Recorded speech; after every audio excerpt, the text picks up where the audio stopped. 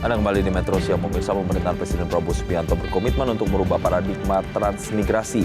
Tak hanya sekedar pindah populasi, transmigrasi dirancang menjadi upaya pengembangan potensi dan sumber daya di kawasan transmigrasi. Dengan menciptakan korporasi masyarakat sebagai wadah transmigran, membangun usaha secara kolektif dan mandiri. Seperti apa realisasinya? Berikut kami hadirkan informasinya dalam segmen Ayo Cari Tahu, transmigrasi tak sekedar pindah populasi.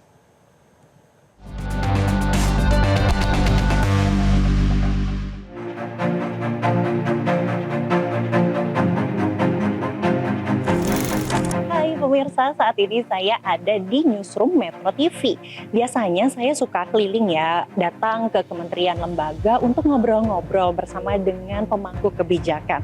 Nah, kali ini kami kedatangan tamu spesial, yakni Menteri Transmigrasi Iftitah Sulaiman. Saya nggak mau menyanyiakan kesempatan ini, pemirsa. Ayo kita cari tahu apa sih tantangannya menjadi Menteri Transmigrasi di era Presiden Prabowo Subianto.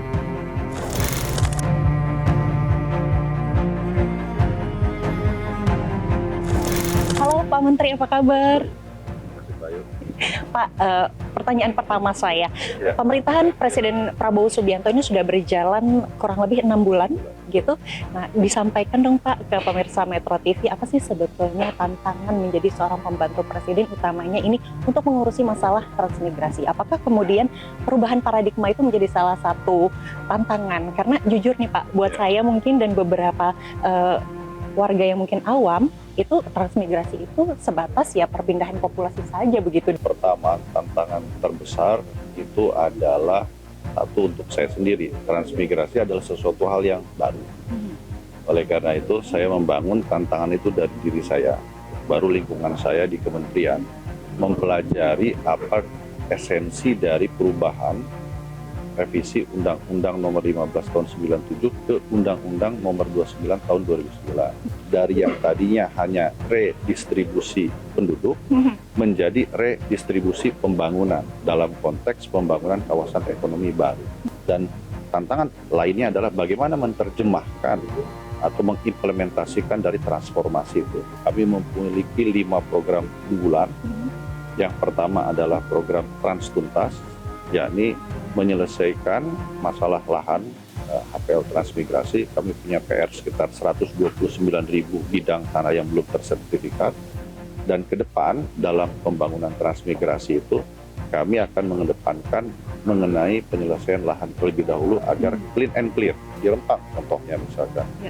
Itu sebetulnya persoalan utamanya bukan sekedar masalah relokasi. Tapi persoalan utama yang paling mendasar itu adalah kepastian hak atas tanah bagi warga lokal.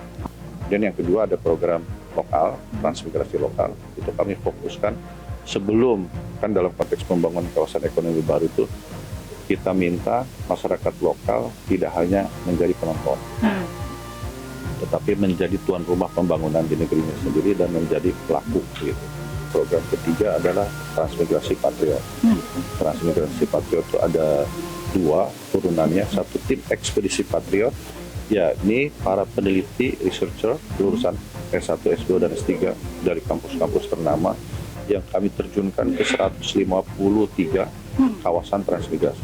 Meneliti di situ potensinya apa dan apa yang bisa kita lakukan untuk melakukan revitalisasi. Yang keempat, Transmigrasi Karya Nusantara.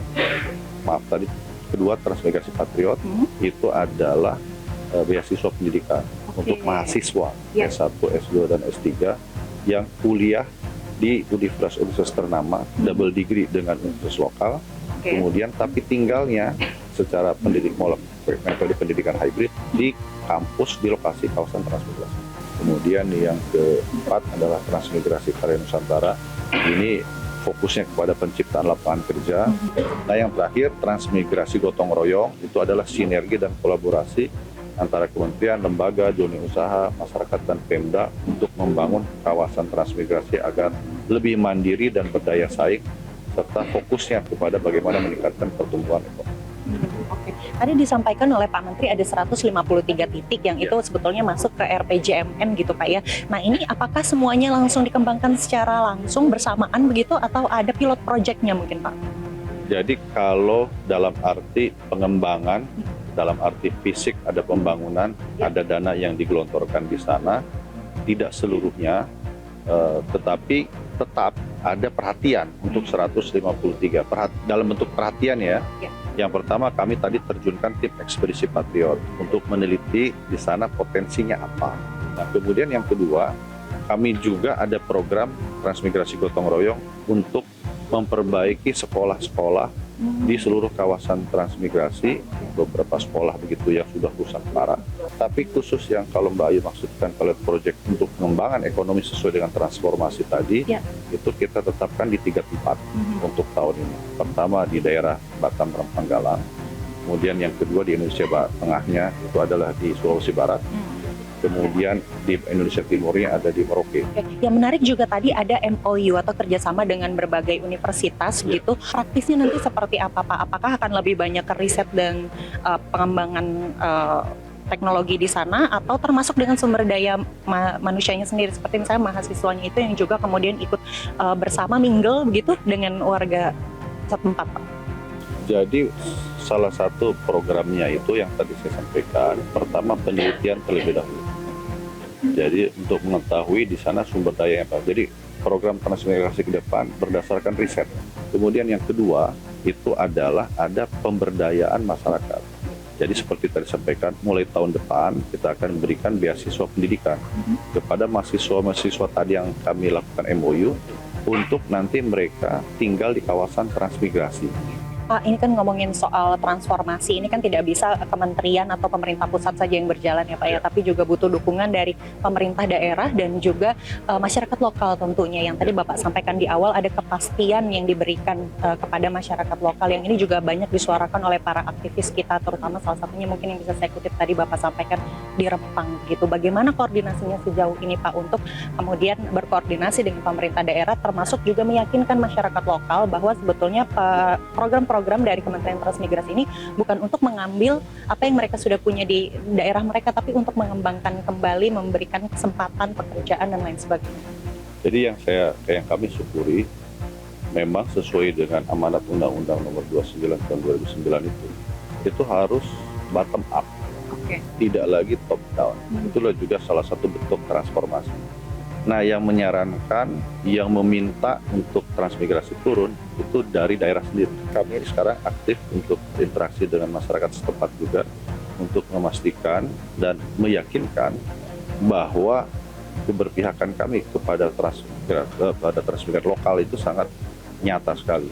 Oleh karena itu, ini saya berikan contoh, misalkan waktu kami terjun ke Rempang, mereka sudah warga yang sudah direlokasi. Sudah 1 tahun lebih mereka belum dapat sertifikat. Tetapi kami punya MOU dengan Kementerian ATR, Kemdagri, Kehutanan, dan BIG untuk masalah transformasi. Koordinasi lintas kementerian juga sudah ada, Pak? Sudah. Nah, alhamdulillah ATR membantu kami. Meskipun mereka belum disematkan sebagai transmigran, tapi karena mereka menyampaikan kesulitannya, kami koordinasikan dengan pemerintah Kota Batam, PP Batam, dan Kementerian ATR BPN akhirnya turun juga sertifikat itu. Nah Pak, bagaimana kemudian memastikan keberlanjutan ini bisa tidak hanya mungkin nanti di pemerintahan Bapak saja 5 tahun ke depan, atau mungkin nanti Bapak akan terpilih lagi menjadi menteri, atau nanti di pemerintahan presiden berikutnya, bagaimana menjaga ini supaya tetap berkelanjutan mungkin dari sisi payung hukum dan juga bagaimana soal pendanaannya sendiri Pak? Yang pertama, kalau di sisi payung hukum itu jelas dilindungi oleh Undang-Undang Nomor 29 Tahun 2009. Yang kedua, yang lebih penting lagi, itu adalah kami ingin dari Kementerian Transmigrasi menjaganya agar program ini ownership-nya tidak di Kementerian Transmigrasi. Oh, tapi di mana Pak? Di masyarakat. Oke. Sehingga masyarakat yang meminta. Nah, kalau terkait dengan pendanaan, itu seperti yang kami sampaikan juga bahwa sebenarnya pendanaan transmigrasi itu kan ada 3. Satu transmigrasi umum, itu APBN murni, kemudian ada transmigrasi swakarsa berbantuan, itu adalah kerjasama antara pemerintah dan badan usaha. Nah yang ketiga itu adalah transmigrasi swakarsa mandiri. Nah ini yang ingin kami kembangkan juga, bahwa nanti uangnya, pendanaannya dari masyarakat, negara hanya menyiapkan lahannya. Apa janji pemerintah Presiden Prabowo utamanya kepada masyarakat yang akan bertransmigrasi atau mereka yang sudah ada di lokasi daerah transmigrasi itu sendiri? Bapak Presiden itu menitip pesan kepada kita semua, tidak hanya spesifik kepada Kementerian Transmigrasi. Yang pertama itu adalah beliau sangat berpesan, beliau kemarin memberikan contoh. Ada seorang warga kita, warga Indonesia bernama Naila, umurnya sekitar 12 tahun. Itu beliau rumahnya sangat kurang layak. Nah, beliau sampaikan kita harus mengurangi kemiskinan serendah-rendahnya. Kemudian melalui penciptaan lapangan kerja dan bagaimana meningkatkan kesejahteraan masyarakat. Kami dari Kementerian Transmigrasi akan membantu itu. Oleh karena itu kami sampaikan ke staf-staf kami juga bagaimana kita membantu Bapak Presiden untuk tadi sekali lagi mengurangi kemiskinan serendah-rendahnya, meningkatkan kesejahteraan melalui pendidikan. Oke, baik. Terima kasih banyak Pak Menteri sudah berbagi cerita dan inspirasi di Metro TV. Demikian perbincangan kita untuk kali ini. Saya Yuni Harsari dan juru kamera Agustin Lauren. Sampai jumpa. Jelajahi cara baru mendapatkan informasi. Download Metro TV Extend sekarang.